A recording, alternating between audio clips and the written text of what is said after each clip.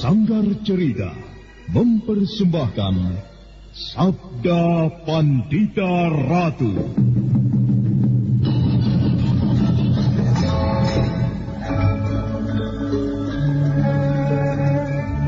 Jawablah, Ken Umang. Benarkah kau berada di belakang peristiwa ini? Tidak, tuanku. Hamba tidak berada di belakang peristiwa yang baru saja terjadi. Kau tidak berbohong, Ken Umang? Baginda tuanku tidak percaya kepada hamba. Jawab pertanyaanku. Kau tidak berada di belakang peristiwa ini? Tidak. Umang, aku minta jawab dengan kejujuran. Janganlah kau menimpakan sebuah kesulitan kepadaku. Jika sampai terjadi sesuatu pada Pangeran Pati, maka semua orang di Singasari akan menuduhku. Akulah sebenarnya yang melenyapkan Anusapati.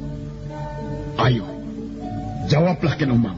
Baginda, hamba tidak mau Baginda bersikap kasar seperti itu kepada hamba. Hamba sudah menjawab bahwa hamba tidak berada di belakang peristiwa itu. Hamba mengatakan sebenarnya, hamba memang berkepentingan dengan lenyapnya Anusapati itu, karena ia akan menjadi duri di dalam daging hamba.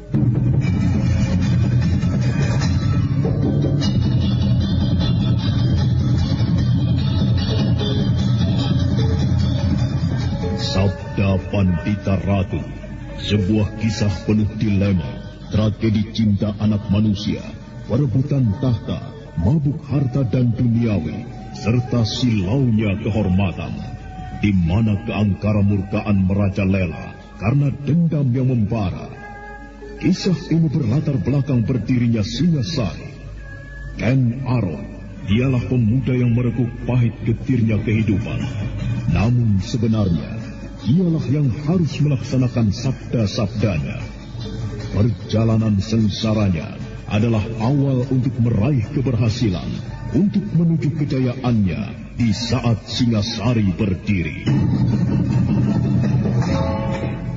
Mungkin terlalu cepat, tetapi kelak aku akan datang lagi untuk melengkapinya dengan tata cara yang berlaku, Adi. Barangkali saya yang terlampau bodoh dan belum mengerti dengan apa yang sebenarnya Tuan maksudkan. Adi prihatin. Jawablah. Mungkin hanya dengan anggukan kepala.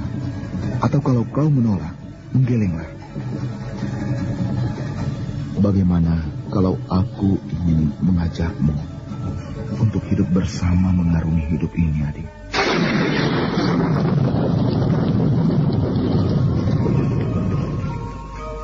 Sabda Pandita Ratu. Naskah ditulis oleh Pondra Swasti Langit, diolah oleh Agung Bahrodi, didukung oleh artis-artis terkemuka Ferry Fadli, Eli Ermawati, M. Abud, Ivone Rose, dan lain-lain. Teknik dan montase Ibing Arifin, dengan sutradara Dian Pertiwi. Sabda Pandita Ratu. Kali ini dalam episode ke-20 dengan judul Rembulan dan Matahari.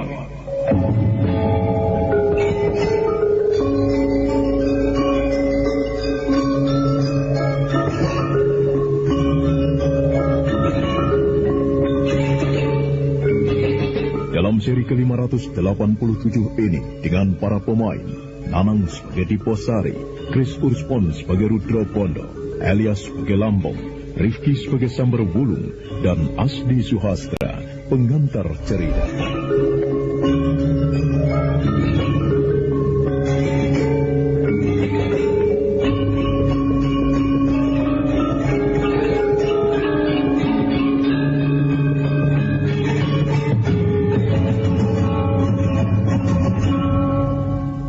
Bayangan yang tidak jelas tertangkap oleh mata Diposari itu bergerak dengan sangat cepat, menyambar keris Empu Gandring yang terjatuh di tanah, dan kemudian melesat lagi untuk kemudian lenyap.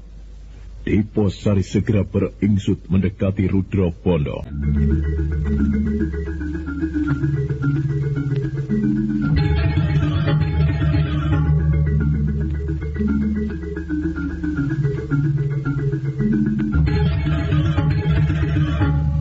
Kakang, bagaimana tangan tanganmu. Tolong, cabut pisau ini di Posari. Tahan rasa sakit, aku akan mencabutnya. Iya. Aku akan mulai. Awas. Iya. Rudra Pondo meringis menahan sakit ketika pisau kecil tetapi berbilah panjang yang menancap di lengan kanannya itu dicabut oleh Diposari. Darah kemudian mengucur dengan deras. Diposari segera melepas ikat kepalanya dan dengan ikat kepala itu dia membebat lengan berdarah itu. Kakang Senopati, kau bisa mengingat apa yang telah terjadi? Aku merasa aneh. Merasa aneh bagaimana? Tolong ceritakan padaku apa yang terjadi. Kau ingat bagaimana kau mencabut keris Empu Gandring untuk menghadapi Lampung dan Samberwulung? Iya, kedua orang itu melarikan diri. Nah, kau kemudian bermaksud membunuhku? Iya, aku bermaksud membunuhmu. Oh, aneh. Tetapi mengapa aku akan melakukan hal itu, Adi Diposari? Benar-benarkah perasaan itu, Kakang Senopati Rudopondo? Kau tidak menyimpan perasaan ingin membunuh di dalam hatimu sekarang? Aku masih berkeinginan untuk membunuhku? Aneh. Katakan, mengapa? Oh, mengapa aku telah melakukan itu? Pamor keris Empu Gandring itu sedemikian dahsyatnya mencengkeramu, Kakang Rudopondo. Kau bermaksud membunuhku karena kau merasa keris itu haus darah. Sekali ia keluar dari warangkanya, ia harus meminum darah. Demikianlah kau mengatakan. Yang ada kemudian aku. Maka kau bermaksud membunuhku karena pengaruh keris itu pula. Kekuatan kanuraganmu telah berlipat-lipat. Jagat Dewa Batara, yang Batara Agung. Iya. Keris itu benar-benar luar biasa. Kau seorang diri menghadapi Lambung mengalami kesulitan. Namun demikian tanganmu memegang keris itu. Bahkan Lambung bergabung dengan Samberwulung menjadi lawan yang ringan bagimu. Keduanya melarikan diri. Akulah yang kemudian nyaris mati hina di tempat ini. Aku akan kau bantai. Aku benar-benar telah gila. Sungguh, jika yang kau katakan itu benar, aku betul-betul tidak menyadarinya. Iya, aku tahu. Tampaknya memang bukan kehendakmu. Akan tetapi kehendak keris jahat itu. Seseorang telah menolongku dari kematian. Tetapi orang yang tidak terlihat jelas itu sekarang telah membawa lari keris itu.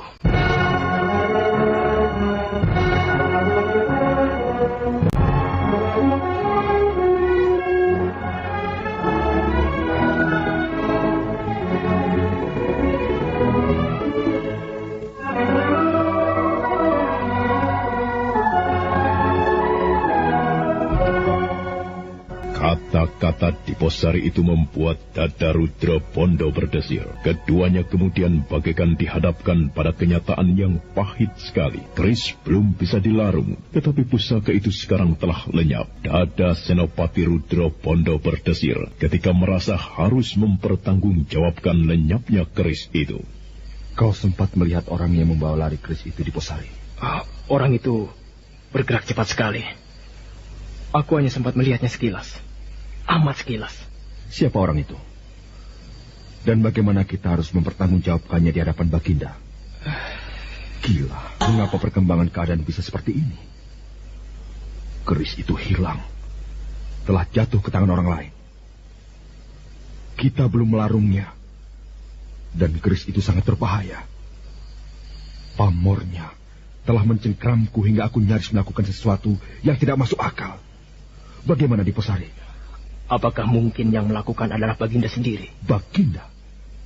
Jika Baginda, apa maksudnya? Baginda bermaksud menyingkirkan kita. Mungkinkah Baginda akan menempuh cara seperti ini? Sementara ada cara lain yang lebih mudah? Masalahnya, di belakangmu ada pasukan segelar sepapan pasukan Kediri. Kiranggalampitan tentu tidak akan membiarkan apa yang terjadi padamu jika Baginda melakukan dengan semena-mena. Aku tidak yakin. Bagaimana dengan orang yang disebut-sebut sebagai Paman Aji oleh kedua orang tadi? Paman Aji? Bagaimana? Para Aji Gading.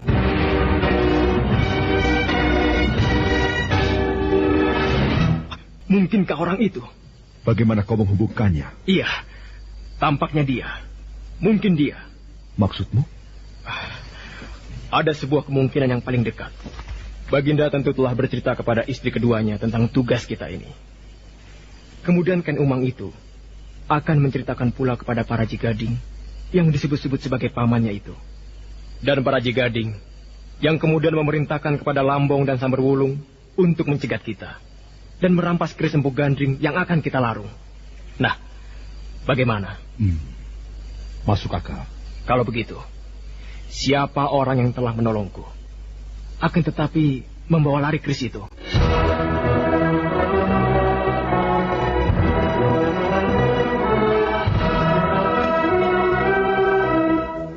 Pembicaraan itu kemudian terhenti dengan sendirinya. Baik Rudra Pondo maupun Diposari sibuk bertanya dalam hati, sibuk menduga-duga siapa orang yang telah merampas keris yang mengerikan itu.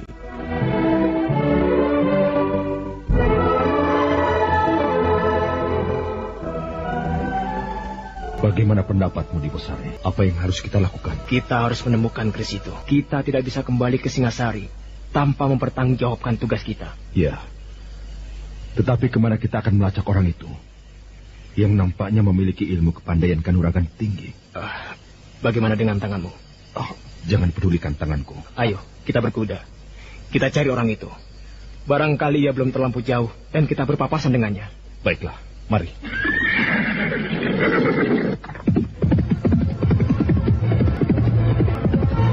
Kita tidak berhasil melaksanakan tugas dengan baik. Dapat kita bayangkan betapa akan kecewanya Kakang Paraji Gading kepada kita. Mau apa lagi, Lambong? Kita menghadapi keadaan yang tidak bisa kita atasi. Tetapi apakah Kakang Paraji akan bisa mengerti? Kita sampaikan apa adanya. Kelak kalau Kakang Paraji telah menemui kita. Menurutmu, apa sebenarnya yang terjadi pada senopati bernama Rudra Pondo itu? Apa maksudmu? Bukankah sebenarnya pemuda itu bukan tandingan kita? Apalagi kita berdua. Bahkan melawanku saja, Senopati Rudra Pondo itu bukan tandinganku. Keris itu penyebabnya. Betapa dahsyatnya keris itu, Kakang Samberwulung. Demikian ia memegang keris Empu Gandring. Kita bagaikan dilanda banjir bandang. Untung kita bisa menghindarinya. Tetapi kita telah gagal, Lambong. Dan Kakang Paraji Gading tentu sangat kecewa. Gemericik suara sungai yang mengalir. Di tepinya Samberwulung dan Lambong beristirahat. Kedua orang itu sangat kecewa karena tidak berhasil melaksanakan tugas dengan baik. Dan bintang-bintang di langit nampak gemerlapan. Adalah Samberwulung yang tiba-tiba berdiri. Ketajaman telinganya menangkap sesuatu. Ada apa? Kau tidak mendengar? Mendengar apa? Aku mendengar dahan patah seperti terinjak kaki. Barangkali senopati itu. Kau tidak salah dengar, Kakang Samberwulung. Ternyata kau benar, Kakang Wulung. Ada orang yang melempar batu ke permukaan air. Hei, siapa itu? Keluarlah! Kalau ternyata senopati itu lagi, bagaimana? Kita lari lagi. Tetapi aku tidak yakin ia mengejar kita. Aku kira orang lain yang sedang mempermainkan kita, yang ingin bermain-main dengan kita. Hei, siapa yang berada di kegelapan? Ayo keluarlah, keluar! Kisanak, jangan bersembunyi. Keluarlah, lebih baik keluar dan marilah kita berbicara. Hening dan sepi, tidak terdengar jawaban. Beberapa saat Samberwulung dan Lambong memanggil dan menyuruh keluar orang yang sedang bersembunyi, tetapi ternyata tidak ada jawaban. Samberwulung dan Lambong merasa seperti sedang dipermainkan. Mereka mempertajam pendengarannya, tetapi mereka tidak berhasil menangkap sumber suara apapun, kecuali desah gerak dedaunan, serta jeritan binatang malam. Setan! Jangan-jangan kita sedang berteriak-teriak pada demit. Kalau demit itu benar-benar ada, persetan pula dengannya. Mari kita tinggalkan tempat ini. Mari, kau melihat apa? Ada cahaya api di sana. Aku tidak melihatnya. Dari sini kelihatan. Dari situ mungkin tertutup kekayuan. Ada orang yang sedang membuat perapian di sana. Mungkin orang yang mengganggu kita tadi yang membuat perapian itu. Ayo kita intip, Lambong. Dengan hati-hati, Lambong dan Samberwulung yang baru saja mengalami peristiwa yang menyakitkan itu kemudian merayap. Dengan kemampuannya yang tinggi, mereka mendekati orang yang terlihat duduk di dekat perapian. Bau sedap ikan yang dibakar menyeruak hidung kedua orang itu. Orang kemalaman di jalan rupanya. Ia sedang membakar ikan.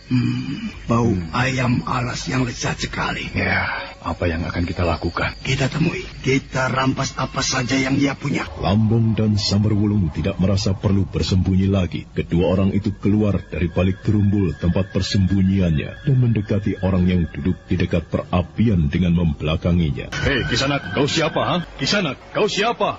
Kisanak! Budek barangkali telinganya. Hei, Kisanak, jangan kau berpura-pura bisu. Berbicaralah, atau kau mengendaki kami berdua akan bersikap kasar kepadamu. Tetap saja orang itu menundukkan kepala dan bersikap seolah tidak terjadi apa-apa. Lambung dan Samberwulung menjadi jengkel ketika orang itu menggeliat dan kemudian membetulkan jubah yang membungkus tubuhnya. Jubah itu berwarna merah. Lambung dan Wulung menjadi marah.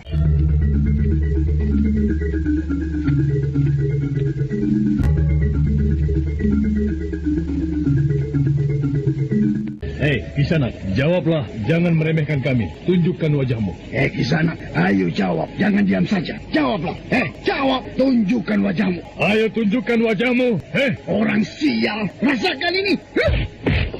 Kurang ajar. Demikian cepat dan kuat Samberwulung menendang orang itu dari belakang. Namun tidak jelas apa sebenarnya yang terjadi. Orang itu menggeliat menangkis. Dan akibatnya Samberwulung harus berjumpalitan menjauh. Sadar pulalah Lambung bahwa orang itu tidak bisa diremehkan.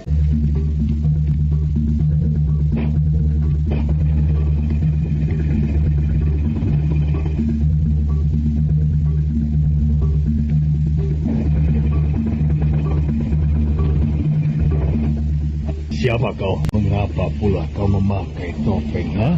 Apa salahku pada kalian berdua? Siapa kau? Caramu bertanya kasar sekali, Kisanak. Mencerminkan watak dan jiwamu yang juga kasar. Tetapi baiklah, kau bertanya, aku akan menjawab. Namaku Parajikadi. Nah, siapa kalian berdua? Kurang ajar.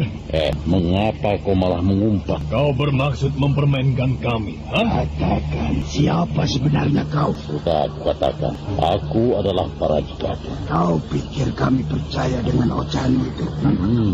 Nampaknya kalian berdua sudah mengenal nama Parajikadi. Kami mengenalnya dengan baik dan jangan mencoba menggunakan namanya. Baiklah, aku akan mengaku. Namaku ada dua. Dua? Iya. Jangan kau bercanda. Apa maksudmu, ha?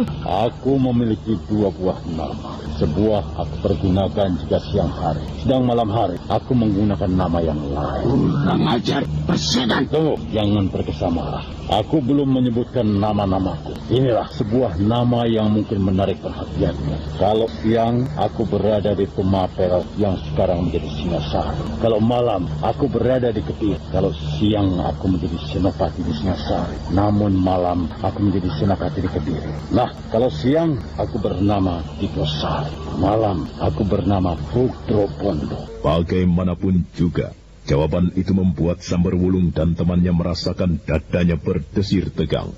Mereka saling pandang, dan bagaikan bersepakat, keduanya kemudian berloncatan mempersiapkan diri.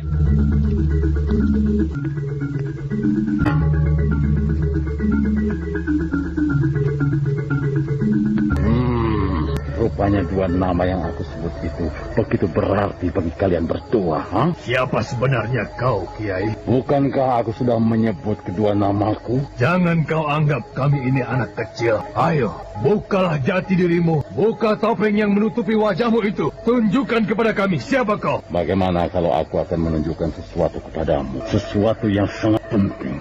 Apa maksudmu? Lihatlah, apakah benda ini tidak menarik perhatianmu? Keris empuk Kanri.